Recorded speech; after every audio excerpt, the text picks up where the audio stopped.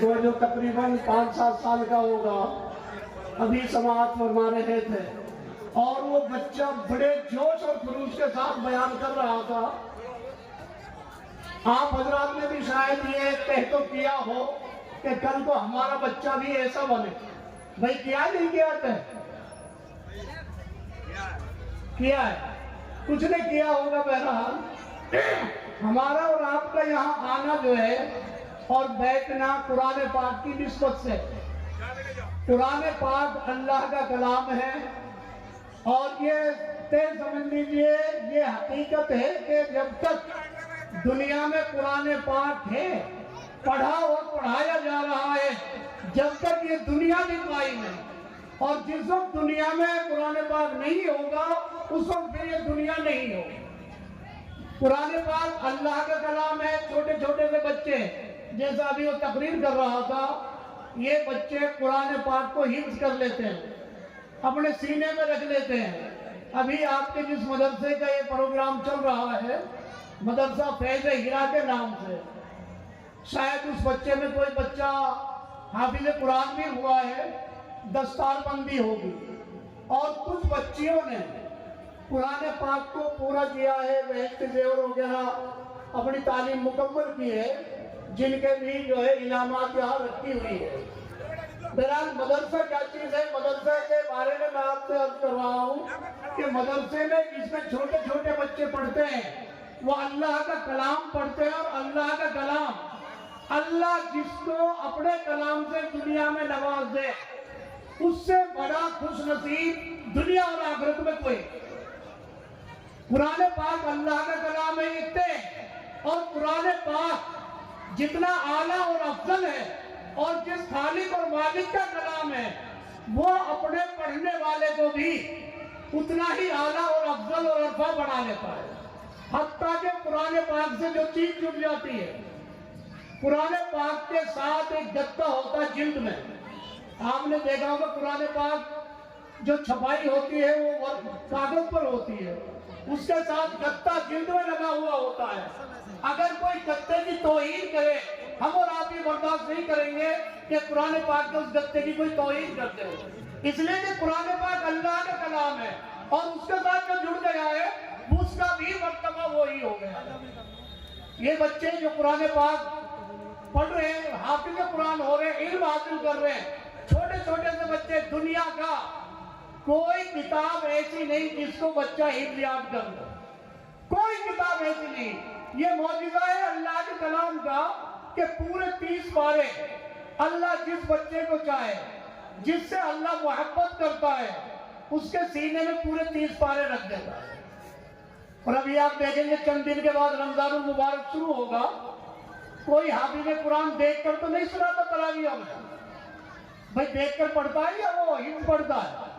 हिफ्ज़ पढ़ता है और पढ़ता चला जाता है और 30 पारे उसके सीने में मौजूद है, उसे हाफिज कुरान कहते हैं। और हाफिज कुरान का आपका इल्म है, ये बच्चे जो मदरसे के तलबा हैं, इनके बारे में हदीस पाक के अंदर क्या है, ये बच्चे अगर पढ़ते हुए जब तालिब इल्म है, कुरान पाक का इल्म हासिल कर रहे हैं, अगर किसी कब्रिस्तान से निकल जाए और उस कब्रिस्तान में मुर्दों को अज़ाब इलाही हो रहा हो या एक दो को हो रहा हो, अगर ये बच्चे उस कब्रिस्तान से निकल गए तो अल्लाह तबारक व तआला की तरफ से होता है कि ये अज़ाब इलाही रोक दिया जाए।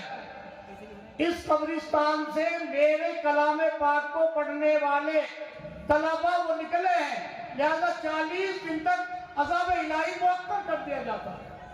40 दिन तक इन बच्चों की बरकत से उस कब्रिस्तान से अज़ाब इलाही को मुअक्कर कर दिया जाता है। ये तलबा जिनको हम ऐसे ही समझते हैं, अल्लाह की पाक मखलूक वो फरिश्ते उनके पर बिछाते हैं, उसके ऊपर कदम रख के ये बच्चे चलते हैं। ये बच्चे ऐसे नहीं है जिस तरह से हम इनकी बेअदबी और बेहुरमती करते हैं। हम लोग इनको बहुत कम अहमियत से देखते हैं और हत्ता के बड़े भी अगर हो जाए, हाफिज कुरान और मौलवी भी हो जाए ना, तो बहुत सारे तो यार इसका तो क्या रिश्ता भी करना, ये तो हाफिज और मौलवी है, क्या कमाएगा क्या खिलाएगा ये बच्ची को। आपको पता है इसका मर्तबा कितना बड़ा है? ये हाफिज कुरान कल क़यामत के दिन अल्लाह तबारक व तआला के यहाँ इसके जो वालिदैन होंगे उनके सरों पर कल कयामत में ऐसा चमकीला ताज रखा जाएगा, ऐसा ताज रखा जाएगा जिसके बारे में आता है कि सूरज और चांद अगर इनको एक कमरे में बंद कर दिया जाए, इनकी रोशनी जितनी होगी जिसने पूरी दुनिया को रोशन कर रखा है, उससे भी 10 गुना ज्यादा वो रोशनी होगी जो उस हाफिज कुरान के वालिदैन के सरों पर रखी जाएगी। और बताने वाले पूछेंगे, अरे भाई ये कौन लोग हैं जिनके सरों पर ये ताज है? लोग कहेंगे फख्र के साथ, ये हाफिज कुरान के वालिदैन है। और हाफिज कुरान के वालिदैन, हाफिज कुरान के वालिदैन तो बहुत दूर की बात है, ऐसे 10 आदमी जिनको जहन्नुम वाजिब हो गई होगी, ऐसे 10 आदमी अल्लाह तबारक व तआला उस हाफिज कुरान से कहेंगे कि जिनको चाहो आप, उन 10 आदमियों को जिनके ऊपर जहन्नुम वाजिब हो गई हो, आप सिफारिश कर दीजिए, हम उनको जन्नत में दाखिल कर देंगे। किसी के बारे में नहीं आता कि कौन सिफारिश करेगा। हाफिज कुरान के बारे में ये है कि अल्लाह कहेंगे कि आप सिफारिश कर दीजिए, ऐसे 10 आदमी जिन पर जहन्नुम वाजिब हो गई होगी, हम उनको आपकी बरकत से और जन्नत में दाखिल करते हैं। और हम लोग तो कहते हैं ना, ये बच्चे, ये छोटे छोटे मासूम बच्चे, इनका पता है हमें, इनकी कदर कब हमें पता लगेगा? आज अगर हमें एक मसला मालूम करना पड़ जाए और हमारे मोहल्ले में कोई मौलवी या मुफ्ती ना हो, और फिर हमें पता लगेगा कहाँ कहाँ हमें जाना पड़ता है। ये बच्चे जो मदरसे के पढ़ने वाले, इनका एक वाक्य लिखा है छोटा सा। मदरसे में जैसे फैज मदरसा है, इसी तरह एक मदरसे में तलबा पढ़ते थे। उसके दरवाजे पर कोई साहब शरबत बेचते थे, और बच्चे जब छुट्टी होती गर्मी में, वो उनसे शरबत लेकर के पीते हैं। एक छोटा बच्चा था ऐसे ही, जो अभी बयान कर रहा था, वो भी बाहर निकलता और कहता कि भाई मुझे भी शरबत पिला दो। तो शरबत वाले कहते, भाई ये शरबत पैसों से मिलता है, पैसे दीजिए आप, मैं शरबत दे दूंगा।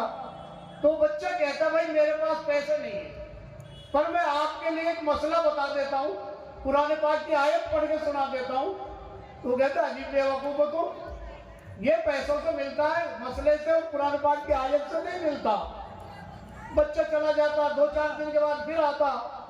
2-4 दफा जब ऐसा हुआ, बच्चा मायूस हो गया और उसने कहा, भाई ये तो बगैर पैसे के देता नहीं, मेरे पास पैसे नहीं।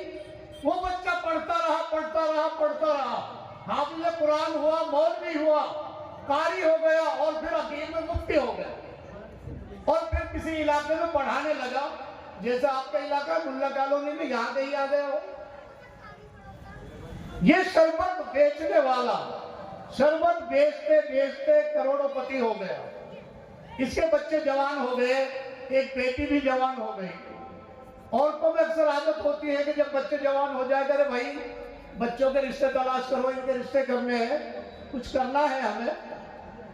अब मियां बीवी दोनों बातें करते, तो शौहर चूंकि मालदार से पैसे का तकब्बुर था, कहने लगे, अरे कर देंगे यार, क्या हो रहा है, मैं अपनी बेटी के रिश्ते में बहुत कुछ दूंगा, बहुत कुछ दूंगा। बातें होती रहती, दोनों को वो बातें होती रहती थी। एक दिन किसी दिन ये बातें, वो आए अपने काम पे से, बीवी ने उनको कहा कि भाई इस तरह नहीं करते हो। कहने लगे, किस बात की कमी है मेरे पास, सारी दुनिया की दौलत मेरे पास है, मैं अपनी बेटी के रिश्ते में दुनिया में जो कुछ है सब कुछ दे दूं। बीवी भी बहुत तेज होती है, बात कहने लगी, बातें बनाते हो सब कुछ दे दोगे, बहुत दे दिया, अभी तक तो रिश्ता ना मिला। बहरहाल दोनों में झगड़ा हो गया, और जब झगड़ा दोनों का शुरू हो गया, झगड़ा यहां तक बढ़ा कि शौहर ने बीवी को कह दिया कि अगर न दे सकूं तो तुझे 3 तलाक।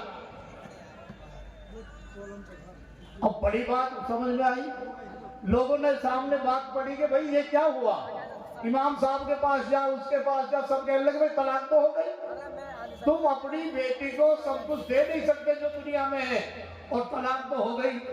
अब ये भी बहुत परेशान कि बेटी का रिश्ता तो जहां था, अपनी बीवी भी हाथ से निकल गई, जहां जाओ वहां जाओ, उलमा के पास जा, मुफ्तियों के पास जा, चलता रहा, मालूम करता रहा, आखिर जहां मालूम किया वहां यही कि भाई तलाक तो हो गई। किसी ने इनसे कहा कि भाई एक मुफ्ती साहब फला जगह आए, बहुत काबिले बहुत होते हैं।